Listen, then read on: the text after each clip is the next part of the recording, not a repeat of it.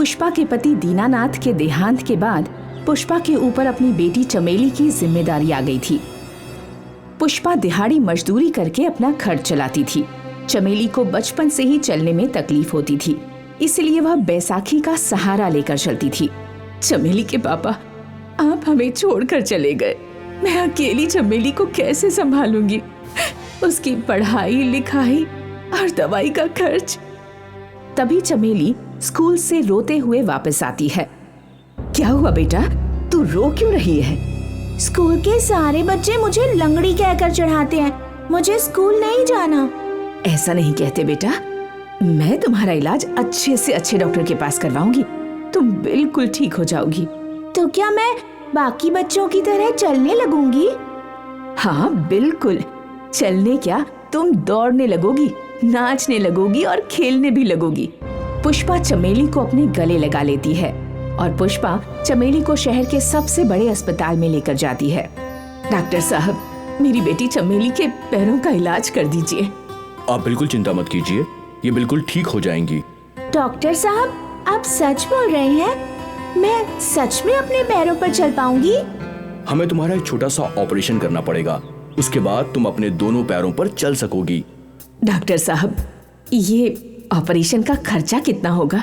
कुल मिला के 2 लाख का खर्च होगा। 2 लाख? ठीक है, मैं 2 लाख रुपए का इंतजाम कर लूंगी, बस आप चमेली को ठीक कर दीजिए। पुष्पा चिंता में पड़ जाती है कि वह इतने पैसों का इंतजाम कहां से करेगी। इसी सोच में वह भारी मन से वापस घर चली आती है। अगर मैं अपने सारे जेवर और गहने बेच दूं, फिर भी 2 लाख रुपए नहीं हो पाएंगे। मैं अब से दुगनी मेहनत करूंगी और कुछ भी करके चमेली का ऑपरेशन जरूर करवाऊंगी। पुष्पा काम की खोज में निकल पड़ती है। दोपहर की कड़ी धूप में वह नौकरी की तलाश में घूमती रहती है, लेकिन उसे कहीं काम नहीं मिलता। उदास होकर पुष्पा वापस घर की ओर आने लगती है।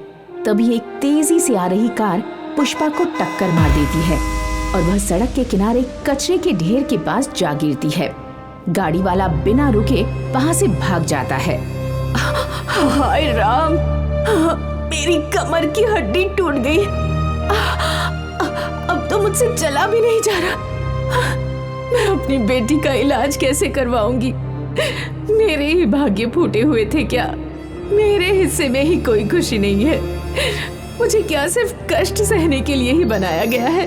तभी पुष्पा देखती है उसका हाथ एक पुराने टूटे हुए हीटर में फंस गया है।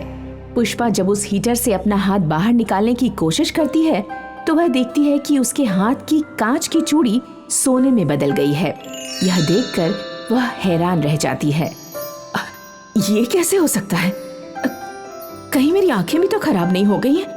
मेरे हाथ की कांच की चूड़ी सोने में बदल गई। पुष्पा उस हीटर को लेकर अपने घर आ जाती है। उस हीटर को पाकर पुष्पा इतनी खुश हो जाती है कि वह अपने सारे दुख भूल जाती है। ये कैसा पुराना हीटर है माँ? आप इसे यहाँ क्यों लेकर आई हैं? बेटा, मुझे लगता है ये कोई जादुई हीटर है। ये देखो, इसकी वजह से मेरी कांच की चूड़ियाँ सोने में बदल गई। ये कैसे हो सकता है? तभी चमेली अपने पास पड़े गिलास को ले जाकर हीटर के अंदर रख देती है। थोड़ी ही देर में वह गिलास सोने का बन जाता है। यह देखकर दोनों को अपनी आंखों पर यकीन नहीं होता। देखा, मैंने कहा था ना, ये जादुई हीटर है। अब तुम्हारे इलाज के लिए पैसों का इंतजाम भी हो जाएगा। पुष्पा अपने घर में मौजूद सारे बर्तनों को एक एक करके उस हीटर के अंदर रख देती है। सारे बर्तन देखते ही देखते सोने के बन जाते हैं। पुष्पा बर्तनों को ले जाकर बाजार में बेच देती है और उन पैसों से चमेली का इलाज करवाती है। ऑपरेशन के बाद चमेली बिल्कुल ठीक हो जाती है और अपने दोनों पैरों पर चलने लगती है। देखो माँ, मैं अपने दोनों पैरों पर चल सकती हूँ, कूद भी सकती हूँ और नाच भी सकती हूँ। हाँ मेरी बच्ची, आज तेरे पापा होते तो तुझे देखकर बहुत खुश होते। पुष्पा अब कोई काम नहीं करती। वह हर दिन उस हीटर की मदद से अपने सामान को सोने में बदल देती है और उसे महंगे दामों में बाजार में बेच आती है। धीरे धीरे उसकी आर्थिक स्थिति ठीक होने लगी और चमेली भी अच्छे स्कूल में जाने लगी। यह देख आसपास के लोग उनसे जलने लगते हैं। पास में रहने वाली शांति ताई को पुष्पा से बहुत ज्यादा जलन हो जाती है। ना जाने कौन सा ऐसा जादू किया इस पुष्पा ने कि रातों रात इसके भाग्य ही चमक गए। ऐसा कौन सा अलादीन का चिराग लग गया है इस कलमुही के हाथ, मुझे सब पता करना पड़ेगा।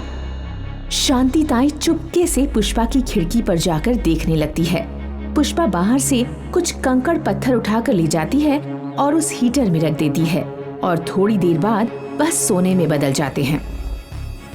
अच्छा, तो सब ये जादुई हीटर का कमाल है। जब पुष्पा और चमेली घर पर नहीं होती तब शांति ताई चुपके से पुष्पा के घर में घुस जाती है और उनके जादुई हीटर को अपने घर ले आती है।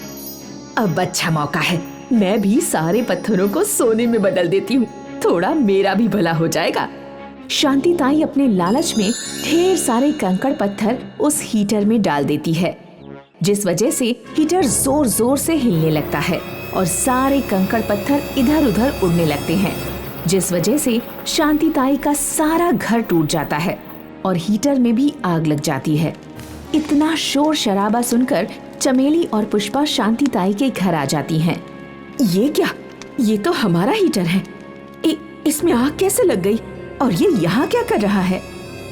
मुझे माफ कर दो बहन, मैं सोने के लालच में इस हीटर को चुरा कर अपने घर ले आई थी, लेकिन मेरे लालच की वजह से अब मेरा घर भी नहीं रहा और ये हीटर भी जलकर राख हो गया। हमेशा लालच का बुरा नतीजा ही होता है।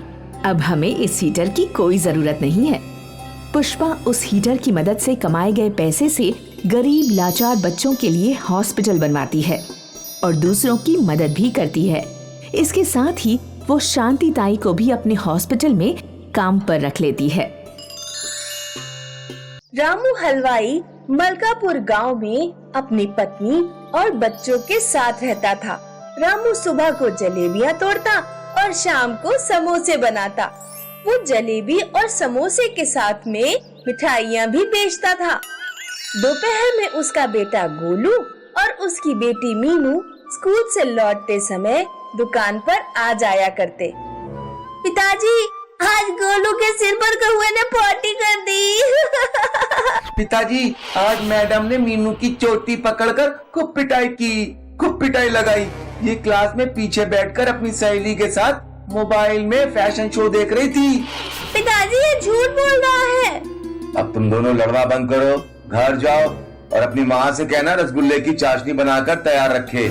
शाम को जब रामू घर पहुंचता है तो देखता है कि उसकी पत्नी खटिया पर बेसुध पड़ी है और बच्चे उसके ऊपर हवा कर रहे हैं। क्या हुआ, अभी तक चाशनी नहीं तैयार की? अरे भाई, सेठ जी के यहाँ से 5 किलो के रसगुल्लों का ऑर्डर आया है। गर्मी के मारे बुरा हाल हो रहा है। कितने दिन से कह रही हूँ कि एक कूलर ले आना, बिना कूलर के मुझसे काम नहीं होगा। रामू को मजबूरी में एक कूलर खरीद कर लाना पड़ता है। मैं कूलर के सामने सोऊंगा। तेरा कच्चा उड़ जाएगा, तू रहने दे, मैं कूलर के सामने सोऊंगी। अब रामू की पत्नी आराम से कूलर की हवा में चाशनी और मिठाई वगैरह का सामान तैयार करती। एक दिन पड़ोस वाली पिंकी रामू के घर आती है। भाभी जी, घर पर ससुराल से थोड़े मेहमान आ गए हैं, हमारे घर चीनी खत्म हो गई है, थोड़ी सी चीनी दे दीजिए, कल शाम को वापस कर देंगे। हाँ, मैं अभी लाती हूँ, तुम बैठो। पिंकी को रामू के घर नया कूलर आया देखकर बहुत जलन होती है।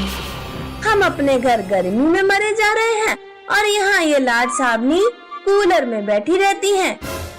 तभी रामू की पत्नी चीनी लेकर आती है।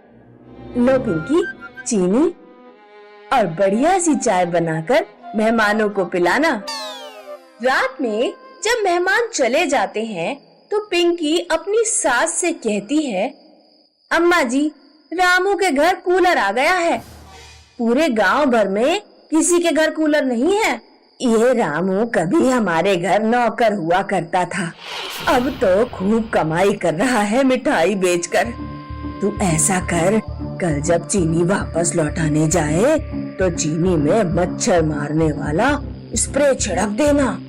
अगले दिन पिंकी चीनी में खूब सारा मच्छर मारने वाला स्प्रे छिड़क देती है और रामू की पत्नी के पास चीनी वापस देने जाती है। लीजिए भाभी जी, चीनी। रामू की पत्नी उस चीनी का उपयोग जलेबी की चाशनी बनाने में कर लेती है। अगले दिन हमेशा की तरह रामू की दुकान पर जलेबी खरीदने वालों की भीड़ लगती है और लोग खूब जमकर जलेबियां खाते हैं। जलेबियां खाते ही लोगों की तबीयत बिगड़ जाती है।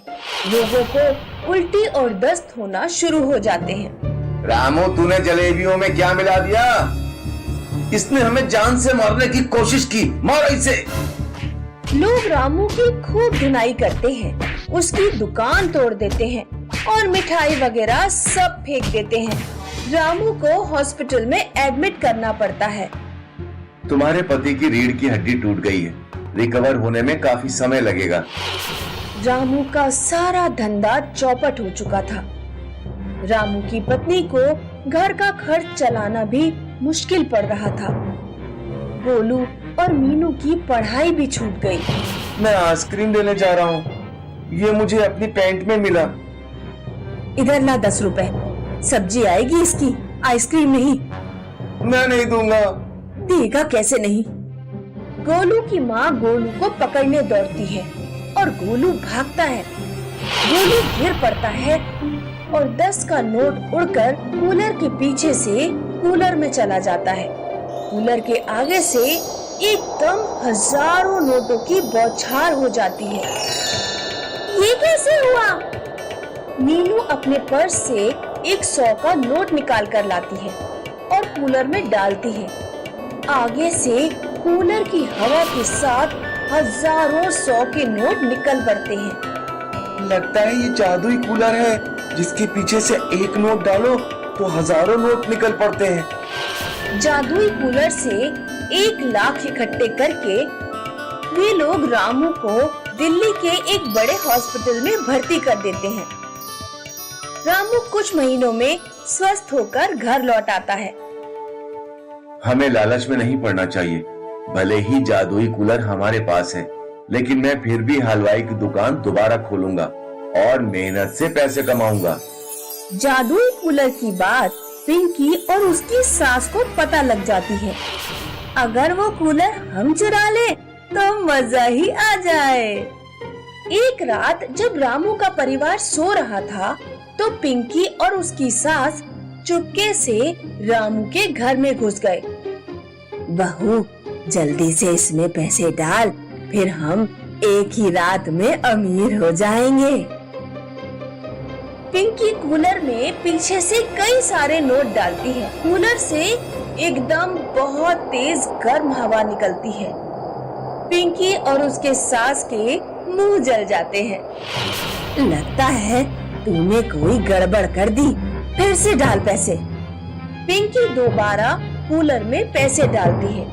कूलर से आवाज आती है, मैं लालची लोगों की मदद नहीं करता। तुमने अपने लालच को पूरा करने के लिए मेरा इस्तेमाल किया, अब परिणाम भुगतो। कूलर से नुकीले तीर निकलते हैं। भागो! पिंकी और उसकी सास भागते हैं और तीर उनकी पीठ में भुग जाते हैं। पिंकी परेशान होकर रामू के घर कूलर वापस दे आती है। माफ कर दीजिए भाभी जी, हमने आपका जादुई कूलर चुराया और इसका परिणाम भी भुगत लिया। तभी तो कहते हैं लालच बुरी बला होती है।